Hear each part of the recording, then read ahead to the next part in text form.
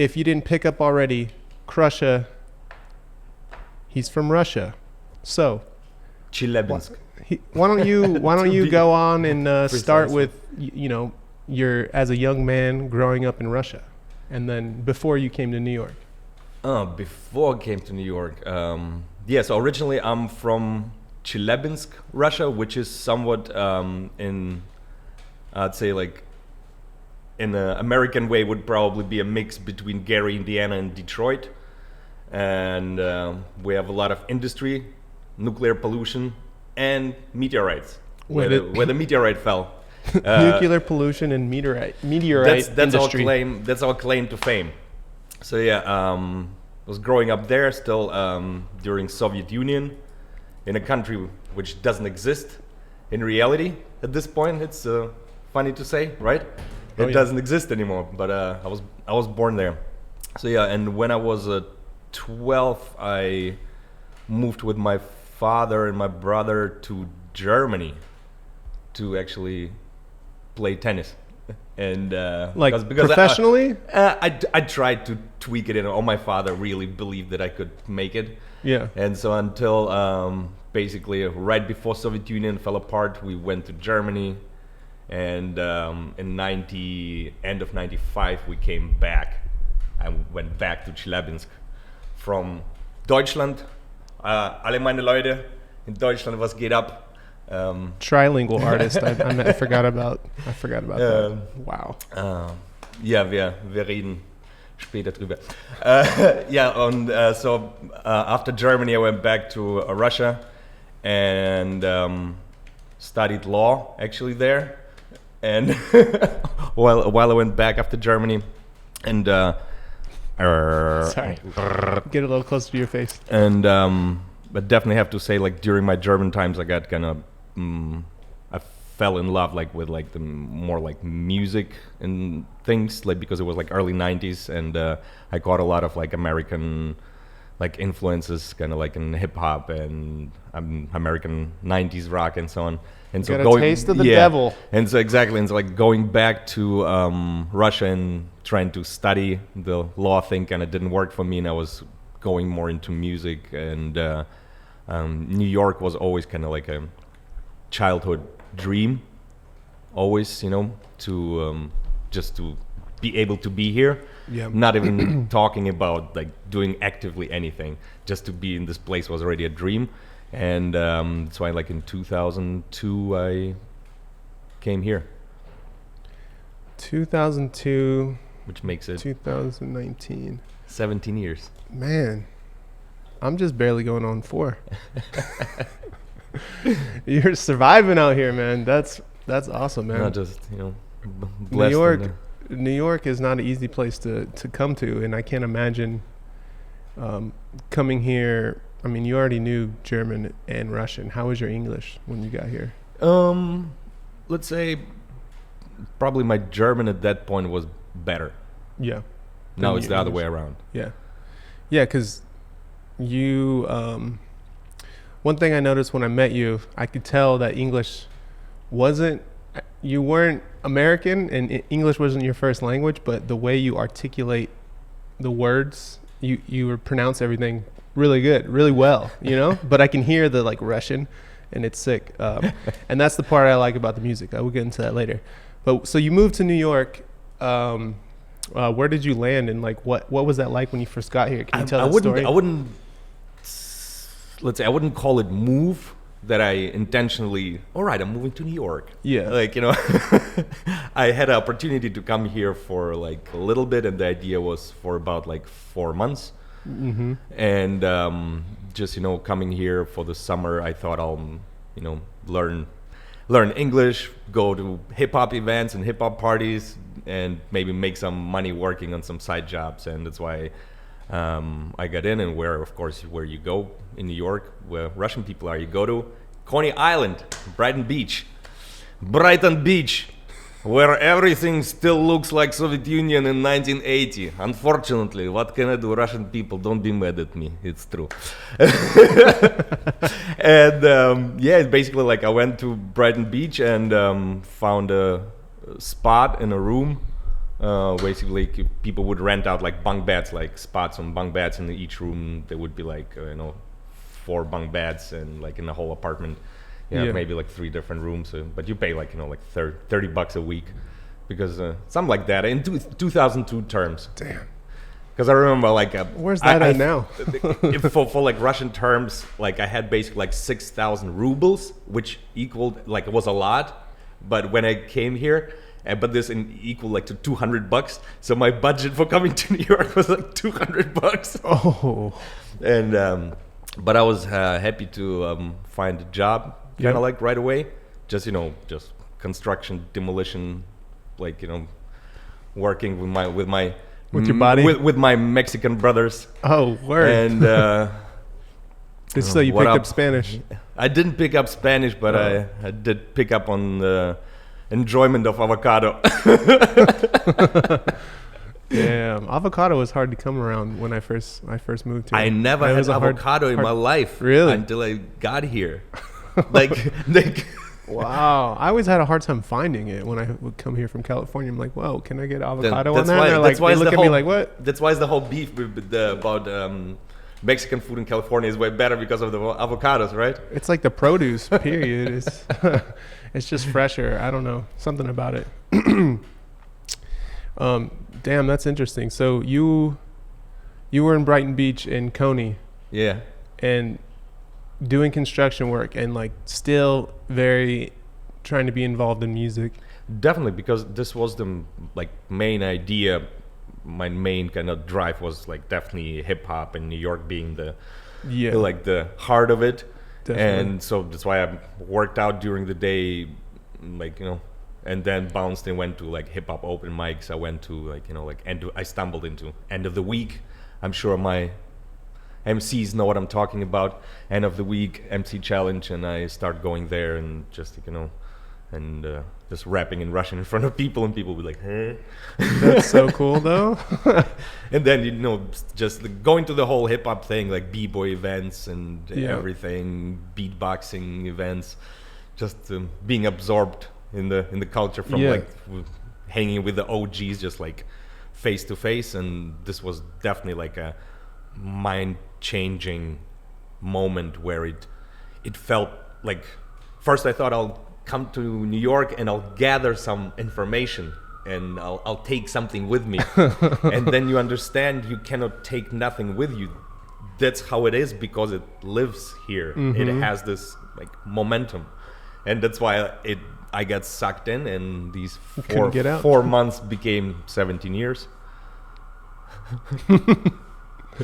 And then, so when was it you got into, because you work on your bike now, when did you get into cycling, and was it work that brought you into riding a bike, or did you just need a way to get around? Like, how did you transition from? It was a weird transition. At that point I was working in a moving company, like a lot of Russian students and immigrants who come here, moving, wardrobe box, dolly. I can rip the tape, baby. You know what I'm talking about. Rip the tape, baby. And I remember we were moving somebody in the project here downtown Brooklyn by like Fulton and not Fulton, I think like Bond and Hoyt or something, like one of those. And like a homie come up with a Huffy, and he's like he sees me like loading up furniture in the truck, and like he's like, yo home, like you got a Huffy, like $25. I don't know where he got it from, Yeah. I was like, damn, like got suspensions on it and all that stuff. Oh, it was like a mountain bike. Yeah, the like that you can get at Kmart. Yeah. And I was like, damn, $25. I was like, let me get that thing. I just randomly got it, and I felt so good. I would like ride on the thing just here and there, and then like around Coney and stuff. No, at this point I was living already in Clinton Hill. Oh, fancy. Oh, more Bed-Stuy. Yeah. By Pratt. Yep. And randomly I had an offer to basically for some messenger work, which was like one day a week. Yeah. Something like that. And they were like, oh, you have a bike? I was like, yeah, I have a bike. Yeah, I got a bike. And I was like, of course I got a bike with suspensions. and I had like a thin like rubber wire lock. Oh, perfect. So, That's all you need. Yeah, and basically it got stolen, I think, on the second day, of course. Because and I went and I got me Oh, man. and basically and then I went and I got me a mountain bike. I got me like a track bruiser, you know. What? And then I kind of started working like a little more frequent, and then Yeah. I had a chance to kind of switch from moving completely, because it started eating a little bit on me, on my psyche, being for like 3.5 years, so like 4 in like a moving company. Oh, like it's a- you're like it's time a- to go. Yeah, it felt like I'm gonna start speaking to boxes. Oh, Как дела, коробочка? Тебя обнять, коробочка. Some so, and and basically then I got going back to bikes. I got the track bruiser, and it got stolen for some reason, like within like 3 months. oh man. And then I was like, that felt like something was not right there. So I went to the bike store and I looked around, and I got me a specialized Langster single speed. Ooh, nice. And I was like, that feels way better. Yeah. I was like, this Faster? this will way better and lighter. I was like, I don't need to care about all the other stuff. Yeah. And this is, we're talking like probably like 2005, 6, like, you know, those years.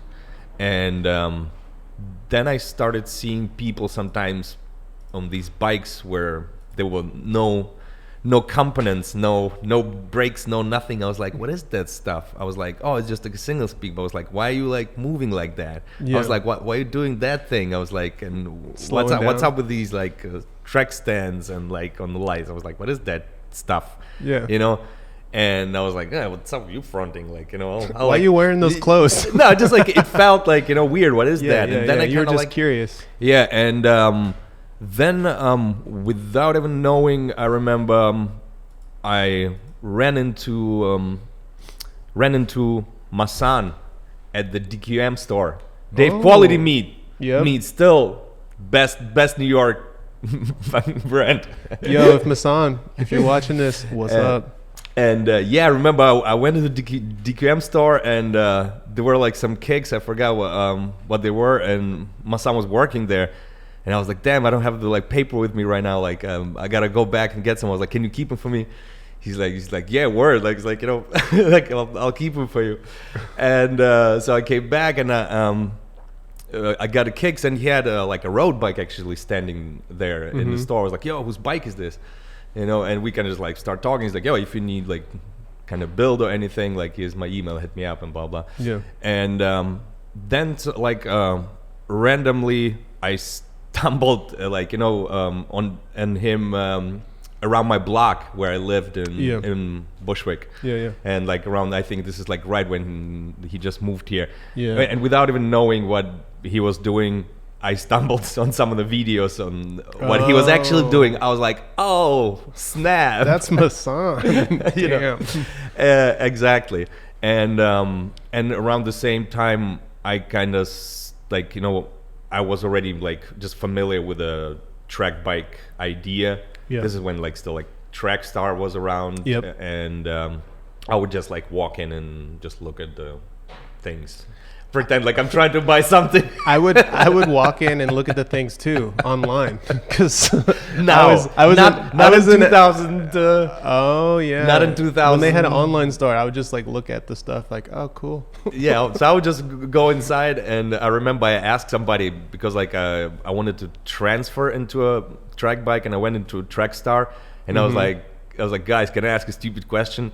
You know, they're like, what up? You know, I was like, how long does it take to like transfer from like a regular bike to like a track bike that Yeah. I can feel like comfortable in riding? They're like, you know, they actually were cool enough to kind of like give me like a rough idea and some kind of like thoughts where you like, you're not riding the bike, you are the bike, and that's how you have to feel it out and blah blah. Oh. I think like there was like something along those lines. Maybe I'm paraphrasing it. Yeah. You know, but so somebody like told me something like that, and then I kind of like switched to riding it, and right at the time when we kind of like, you know, stumbled on Masan's videos, and this was a heavy push